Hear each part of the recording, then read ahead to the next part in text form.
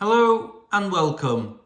In today's video, I'm going to demonstrate to you how to replace the key fob battery in this Saab remote key fob. Okay, first thing what we need to do, we need to remove this emergency blade out at the bottom of the fob so we can gain access.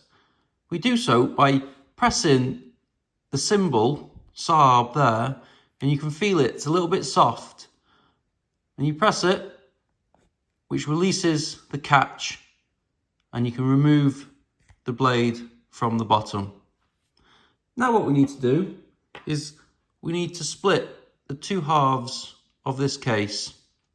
We do so by putting our blade of the flat-headed screwdriver just in the indentation there. We give it a twist and we crack the two halves of the case. Let me just demonstrate.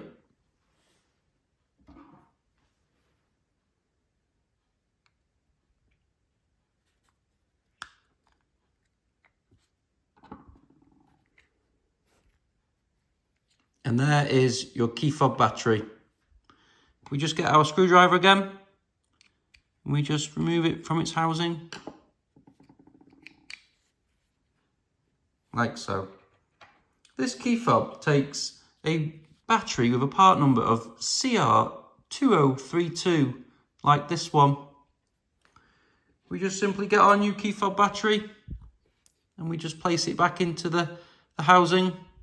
On this particular fob, we make sure that the writing on the battery is facing downwards so we know it's in its correct location.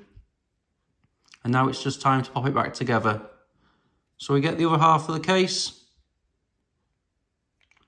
We just make sure it's all lined up.